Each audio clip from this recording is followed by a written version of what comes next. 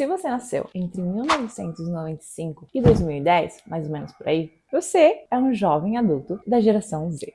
Prazer, eu também sou. E hoje eu quero conversar profundamente com você sobre algo que está me inquietando. O que mudou de lá pra cá, da adolescência, da infância até hoje, que somos praticamente todos adultos? E o que leva nossos novos adultos da geração Z a cometer atrocidades ou comportamentos, atitudes que deixam todo mundo assim se questionando o que está acontecendo? Ou talvez não é diretamente esse adulto, mas esse adulto pode estar usando um filho, um menor de idade, ensinando o que ele deve falar, como ele deve atuar, se comportar, para ter fins lucrativos, mesmo indo por cima de várias coisas que são nada éticas. Então eu acho um assunto muito relevante, mesmo se você não é da geração Z, vai ser relevante para você também. Então fica até o final desse vídeo.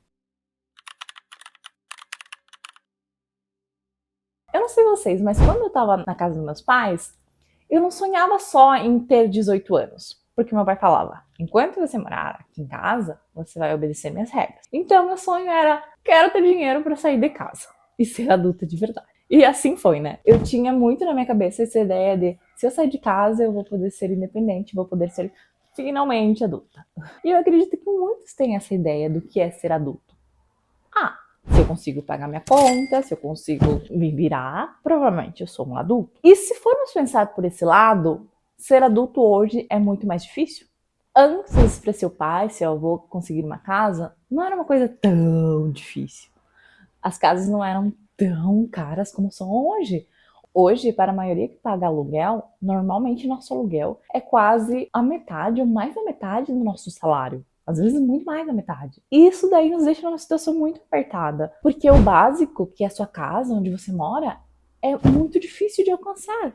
Comprar uma casa virou uma coisa assim de filme, né? Um sonho, assim. É muito difícil juntar 200 mil, 300 mil reais para comprar uma casa com o salário que temos e a realidade, que não dá para fugir dela. Então, se formos pensar só pela visão econômica, ser maior de idade hoje, um adulto, é muito mais difícil do que antes era. Talvez seja por isso que vários adultos querem se manter ainda com os pais, na casa deles, e ainda não fizeram esse rito de passagem. Então vemos que cada vez mais temos menos ritos de passagem, o que pode deixar um pouco abstrato. O que é ser adulto mesmo, além do dinheiro? E quando fica abstrato, você faz muitas coisas em nome do dinheiro. No, God, please, no! No! No! Já que o dinheiro é a minha principal preocupação e é o que me define como adulto, não importa o que eu tenha que fazer para conseguir meu dinheirinho. E por isso vamos trazer alguns exemplos para podermos discutir sobre esses casos e ver que talvez em uma outra coisa estamos falhando. Talvez não somos iguais que esses exemplos gritantes, mas talvez em pequenas coisinhas estamos negligenciando em nome do dinheiro, em nome do conforto. Então me acompanhe.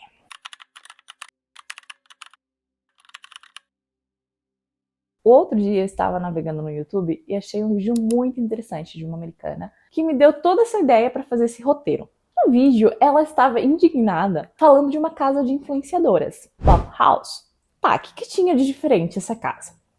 Todas as influenciadoras que moravam e trabalhavam nessa casa eram criadoras de conteúdo adulto.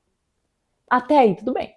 Tudo bem. Mas o que indignou não só essa youtuber, como vários americanos, é o fato de que essa casa usa o marketing infanto-juvenil para se promocionar. As plataformas que a Bob House usa para se patrocinar são o TikTok e o Instagram, maiormente o TikTok. O conteúdo que essas meninas produzem, né, de marketing, é um conteúdo normal entre os adolescentes. É dancinha, é trend, é vlog, é isso aqui, é risadinha, é brincadeira, é isso, aquilo. O que para eles é muito bom, porque às vezes as meninas viralizam por elas serem meninas estéticas e no padrão assim normal que o TikTok e o Instagram gosta. Então elas viralizam muito rápido, porém grande parte do público dela é um público infanto-juvenil. E aí que entramos num problema, porque se você está fazendo um marketing que atrai tanto adultos que vão assinar seu conteúdo como crianças, você está fazendo uma ponte muito perigosa entre a infância e a prostituição.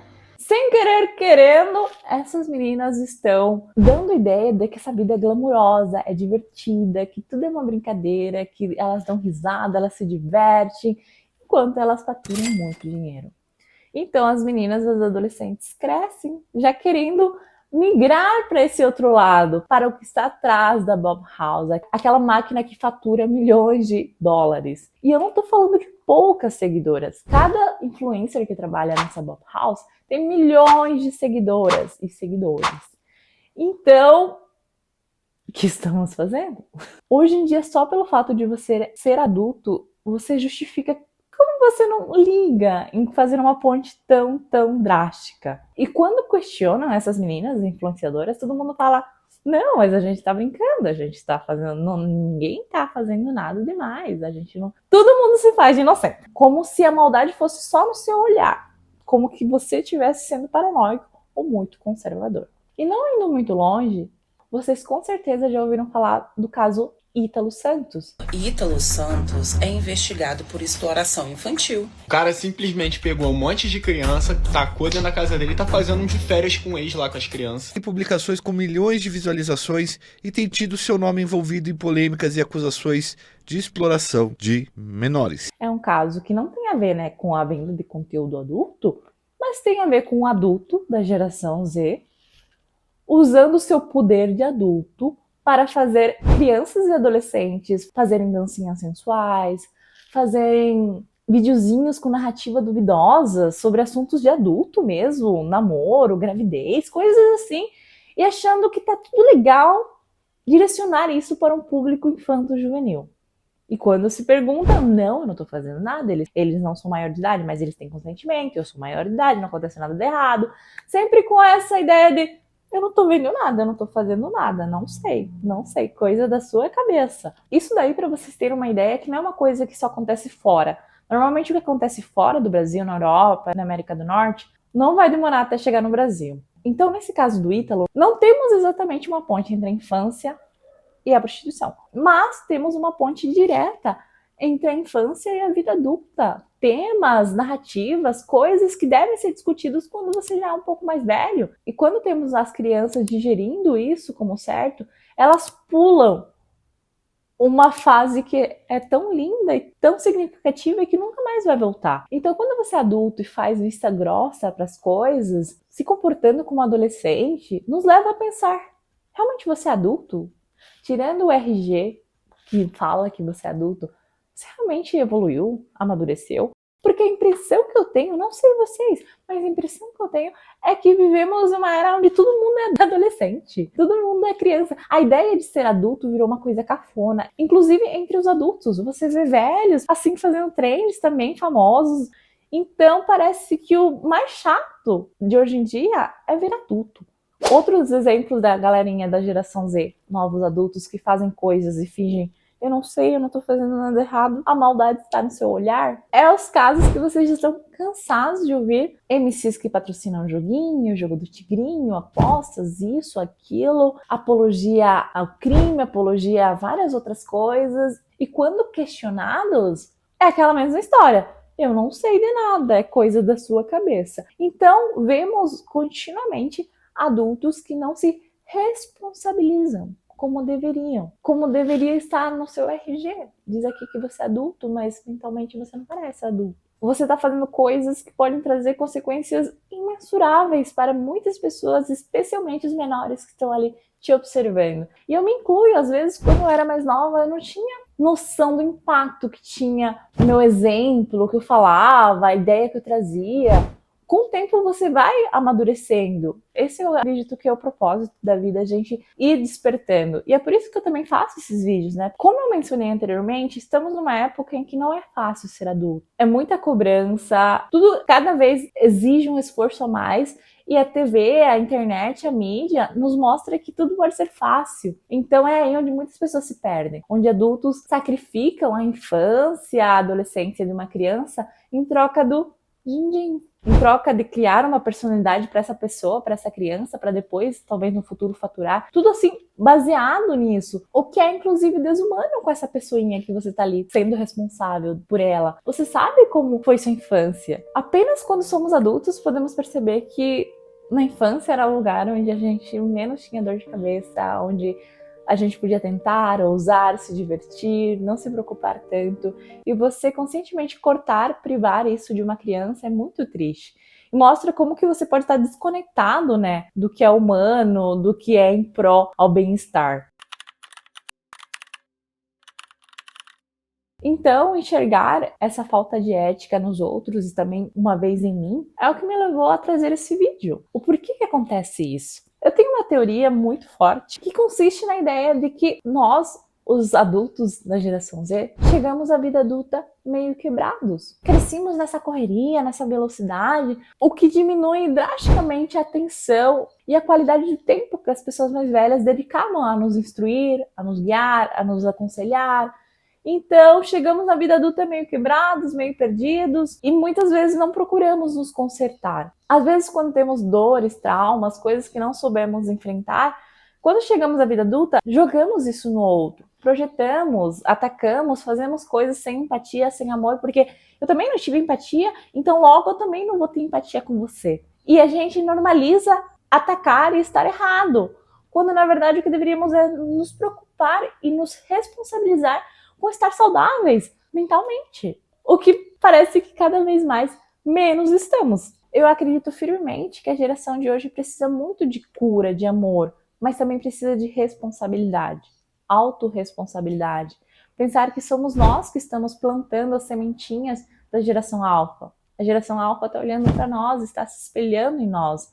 E realmente agora o futuro é hoje e amanhã e diariamente estamos construindo numa velocidade incrível a nossa realidade. Ainda falando sobre a cura, Jung diria que a personalidade é uma coisa que está em constante mudança, em constante transformação. Não existe nenhuma personalidade fixa. E quando eu falei lá atrás sobre o que nos define como adulto, eu não mencionei o peso que tem as influências que temos. Muitas dessas características dos seus comportamentos de hoje foram ações aprendidas. O ser humano usa a imitação desde sempre, como uma ferramenta poderosíssima de aprendizado. A palavra oficial é mimetismo. É nossa capacidade de imitar tudo que vemos. Quando o bebezinho aprende a falar, não é porque a mamãe estava ensinando a falar isso, aquilo, é porque ele está escutando. Daí ele começa a imitar a palavra, o comportamento, isso, aquilo. Então essa nossa capacidade de imitar é uma coisa muito forte e foi muito significativo no nosso desenvolvimento da personalidade. E aqui eu quero pautar o como nosso tempo na frente das telas pode ter influenciado nossa personalidade de adulto hoje. Provavelmente o adulto que você é hoje tem muito a ver com os adultos que você segue, que você admira, que você idolatra às vezes. Porque imitamos comportamentos sutis, sem querer querendo, quando vê a gente está imitando. E não é só comportamento, também são crenças e ideias. Por isso que se você admira muito alguém, e se alguém vir com uma ideia totalmente diferente da sua, no começo pode soar esquisito, mas com o tempo você pode ver que você pode ir mudando essa ideia. Tem pessoas, inclusive, que falam, não, essa ideia é minha, e não fazem ideia, que isso daí foi uma ideia de uma outra pessoa. Então, olha o poder da imitação. Pode parecer que eu estou novamente crucificando as redes sociais, como eu sempre falo, e eu realmente fico muito intensa com esse assunto, mas é porque as pessoas passam muito tempo na frente dos celulares. E, infelizmente, o modelo que temos de pessoas adultas são modelos questionáveis. Temos homens que não têm vergonha de enganar as pessoas, de fingir que você vai ficar rico, de ser coach, explicando uma coisa que no fundo não vai te fazer feliz, mulheres também fazendo isso, aquilo. Não temos referência. Jung diria que para uma comunidade, uma sociedade viver em harmonia, eles precisam de arquétipos poderosos, positivos, que deem um norte para essa pessoa. E hoje em dia não temos mais arquétipos poderosos. Inclusive os arquétipos básicos do pai e da mãe, cada vez mais o sistema está quebrando esses arquétipos, dizendo que não precisa, empurrando você para uma unilateralidade. O arquétipo do herói. Quem que você pode falar hoje, nossa, essa pessoa é uma pessoa, um exemplo para mim? São poucas. Eu acho que em uma mão só dá para contar.